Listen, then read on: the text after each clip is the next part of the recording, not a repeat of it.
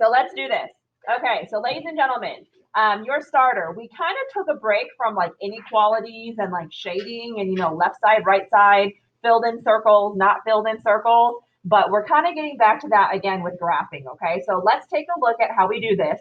The front side of your starter is the easy side. The back side is the not so easy side, okay? So this is what I'm gonna do. For number one, it says, tell whether the ordered pair is a solution of the inequality.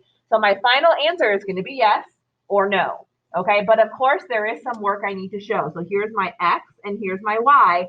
Remember, they never give me a point if I'm not gonna use it. I'm basically gonna plug it into this equation. I'm not. Thank you for letting me know. I'm sorry. I'm sorry. I truly love you guys. I really do. It's just that sometimes, teaching two groups of kids is just too big brain for me. Okay. All right. Sorry. Let me explain again. For number one, it says tell whether the ordered pair is a solution of the inequality. So what I'm going to do is I'm going to take my point, which is my X and my Y, and plug it in as my X and as my Y. Okay. So I have 9 times X, and X is 1, minus 7 times Y. Y is -2. And I want to see, is it true? Is it truly greater than or equal to 6? Okay. So let me go ahead and plug it in my calculator and see. So this is you showing your work by plugging in your X and Y. So 9 times 1 minus 7 times -2. What does that equal? 23. 200. So does 23, is it greater than or equal to 6? Yes, it is. 23 is greater than or equal to 6. So what's my final answer, guys? Yes. My final answer is yes, it is a solution. So that's how you do the first, I think, 6 problems on your level work. Okay. Next one, tell whether the ordered pair is a solution of the graphed inequality. So my solution can be anywhere in this shaded region. As long as this point is in the shaded region, then yes, that is a solution. If it's in the not shaded region, then it is not a solution. So I have 0, -4, way down here. What do we think? Yes or no? No, right? It is not in the shaded region. It is in the not shaded region. So my answer is no. 0, -4 is not a solution.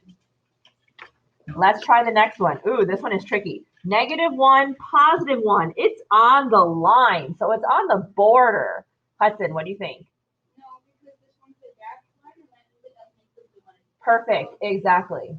Okay, so normally if it's on the line, it could be a yes or a no. And for those of you who did not hear Hudson, let me repeat him because he's kind of far away from the speakers or the microphone. Okay, if your dot is on a dashed line, then the answer is no. And the reason why is because the dashed line means that it doesn't include the actual line. It includes all this stuff, but not the line. If your dot was on a solid line means that it does include that line. So therefore, if it were on a solid line, it would be yes. Tony? If we share interested in Not today. All right. Number 4. So for this one, I have 0, 2. Okay, so think about what Hudson just said, because this one's on a line as well. So someone online, do you think you know? Yes or no? Yeah. Yes, thank you. And the reason why this one is yes, but the other one is no, is because this time it's on a solid line, right? If it's on a solid line, that means that it's included. If it's on a dotted line, that means it is not included. Oh, this one is a trick question too. 2, 7, and it doesn't even go up to 7. 2, 7 is like way up here. So what do you think? How about someone in person? What do you think? Yes or no? Kathleen? I think yes. But it's in white space. So why is it yes? Well, that's not on the graph, but a big graph would have shown. Yeah, so this is only a tiny little snapshot, right? But normally graphs, because of the arrows, they go on forever, right? So technically, if I wanted to make this graph bigger, all of this is shaded too. So if all of that is shaded, then yes, it would be in the shaded area. Okay, so think of graphs as just like little zoomed in or zoomed out versions of what you're trying to see. Okay, but it does truly go on forever and ever and ever. Okay, hopefully that was pretty easy for you, because now let's get to something a little bit more difficult. Let's go to the back side, okay? All right, now let's graph it. So I'm going to teach you how to graph it by hand and graph it by calculator. because I truly feel like you need to know both ways. So turn on your calculators. Second plus 712. Even if you are online, second plus 712. Okay. Even if you're online, it's good to clear your memory at least once a day, just so you can always start fresh. Especially if you are in person and you're using a school calculator, these calculators are like 6 years old. So I mean, imagine like the calculator literally being used all day because this is a math class and all day for 6 years. I mean, the calculator is, kind of on its way to being dead. Not dead, but just, not as intelligent as it was when it was the first baby. All right, so I want to graph this. So it's a y. Oh, so here's y. Shoot. These say y equals and these don't say y equals. Does anyone know then, like, what is the button I'm supposed to press actually then to graph this because it doesn't have an equal? Didn't I go over it in the video notes? Yeah, I just forgot. Oh, I see. Rex? Yeah, but Yes. Okay. So all of you, it doesn't even matter what version calculator you're using, you have an app. If you are at home and you're using your phone app as this, I'm sorry, but this is not going to work. So because your phone app is free, the free version does not support this. So you're going to have to do everything by hand. Okay. And that's okay. It's possible, but you're going to have to do everything by hand. So hit apps, which is the third row. I think it's like a purple button for all your calculators. And hit apps. Okay. So some of you have like a bunch of apps loaded. Some of you only have one or two. But look for the one that says inequals. It should be number 7, but if it's a different number, who cares? So, okay. So Jax or Cooper, is that a school calculator? Switch it out. Does anyone else not have inequals, Madison? I don't. Is it a school calculator? It's your calculator? Okay, so you have to load a program onto your calculator. So remember how when you bought a calculator, it came with like cords and stuff? No? Did you buy it brand new? Okay. So there's supposed to be cords and stuff. We might have to borrow one from somebody then. So for the sake of just today, why don't you use a school calculator? Stephanie? I only have. Okay, so grab another calculator. Is there anyone else online that does not have any quals? I don't. Mine only has number 1. Okay. So Aria, do you have the cords that come with your calculator? I don't think so. Okay. Then you're gonna have to do everything by hand. Sorry, Aria. Okay. So if you have the cords, I can give you the website where all you have to do is go to the website, download the program, and then stick the cord and connect it from your computer to your calculator, and it'll go in your calculator. But if you don't have the cords, maybe you can ask one of your friends who also bought a calculator if theirs came with cords, and then borrow their cord, because I actually don't have any cords. Okay. Okay, thank you. Yeah. Anyone else online or in person? Why do we need a calculator for this? Because you can graph this without even thinking. So you can graph it by doing it by hand, but I also want to show you how to double check your answer by calculator. Okay, so you have inequals, please hit enter, and then it says press any key, so press any key to start. So now we have this. Okay, if you have the color version, the CE version of your calculator, don't listen to me right now because this only applies for like the original calculators. So if you have a color version, Haley, I'm going to ask to borrow yours and I'll show all of you how to use it. Okay. So if you're at home and you have a color version, just give me 1 minute. Okay. All right. So this is greater than or equal to. You see how I have all of the inequalities here? So this inequality matches up with this button. This one matches up with this one. This one matches up with this one. This one matches up with this one. This one is the one I want. It matches up with this one. So to be able to press this, because it's not touchscreen, darn it, it's not touchscreen, I'm going to use alpha and then this button because this matches up with that. So do you see how after I put alpha and then this, I get the thing that I want? So now I'm going to go, okay, well, what does it equal? 2. I'm going to graph it, and that's what it looks like. So here's the thing. You can easily do this by hand. You could say, okay, y is greater than or equal to 2. Go to the y-axis. Here's the 2. You know that it should be a horizontal line because it's a y. But remember, when we do graphs, I have to have 3 dots. You have to draw me 3 dots, so 3 anywhere on the line. And then you have to have arrows on both sides.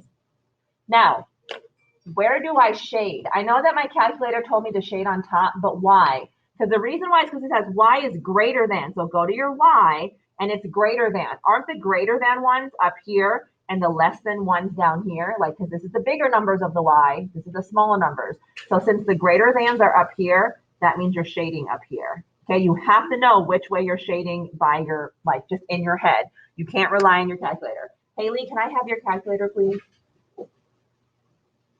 Okay, so some of you have the color version. So this is what the color version looks like, okay? So you hit apps and equals, and then you don't see all of these buttons on the bottom. Shoot. Oh, yeah, you don't see any of these buttons on the bottom here. So this is what you have to do, okay? Why is it so dark? There, okay. So what you have to do is arrow back. So take your back arrow back to highlight. Now there should be a box around your whole y equals, okay? After you highlight the whole thing, hit enter. And so now do you see how this option pops up? So you can change your line color if you want to, but really what we're looking at is this y equals. We no longer want the y equals, so I'm going to arrow down so that now I can talk about this thing, and then arrow right and left to choose which symbol I want to. So I want greater than or equal to, so that's this one. So after I've chosen what I wanted, I'm going to arrow down to, okay. And then, okay, so now I can hit 2 and then graph it and I get the same thing. Okay, so Haley, I'm going to clear your memory so you can try it yourself. Okay, here you go, Haley. If you guys are still having trouble with your calculator, please speak up, okay, because you have to know how to do this. It's a great way for you to double check your answer. Yes. So when I have these buttons at the bottom, if I go one to the left, it just. Yes, and you can hit enter. Yeah, that's another option too. Okay, so now let's do this one. So let me show you how to do it by hand first, okay? So you have x is greater than or equal to -2. So go to your x-axis, go to the -2. I know it has to be a vertical line, so I'm going to draw a vertical line. So remember, all lines have arrows and it has 3 dots. So just give me any 3 dots. Okay, shading. What do you think? Do I shade to the left or shade to the right? Think of it the right. X is greater than. If x is greater than, go to your x. Where are your bigger numbers on the x-axis? It's right here. Here are the bigger numbers because it's greater than. Here is the smaller numbers. That would be less than.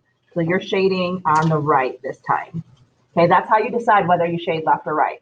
Now, some of you want to truly double check your answer. So here's how you double check an answer. Wait, all of these say y, but this says x. You can't put in a y for an x. Do you see how in the corner here it says x equals? So arrow up, arrow up, arrow up until the x equals is highlighted. And then hit enter and do the same thing. Choose the equation or the symbol that you want by hitting alpha and then whatever button it correlates to. And then you can hit -2 and then hit graph. Why is there so much stuff going on? Oh, it's because I forgot to clear my old problem. Do you see how my old problem is still here? So you need to make sure that you clear your problem every single time. So let me go back to the y equals, clear my old problem, that was the y's, and now hit graph again. Oh, there we go. So guys, if you see like lots of stuff going on in your screen and it doesn't seem like that's right, well, that's because you forgot to clear your old problem, okay? So all of you, now that we're doing the next one, go to y equals, highlight the x, clear the x one so that you can start fresh again. Okay, so always make sure you clear your old problem. Okay, number 7. So for this one, you can easily type it in your calculator, change your symbol. So y is less than x plus 2 and hit graph. And you know it's supposed to look like this. But again, let me show you how to do it by hand, okay? So by hand, you would say, oh, my slope is the number before x, so it's 1x, so my slope is 1/1. Remember, that's my rise over my run. And then my y-intercept is 0,2. So how I graphed this when I was in 8th grade math is I said, okay, 0,2. Rise over run, 1/1. Rise over run, 1/1. It looks like I have a dotted line.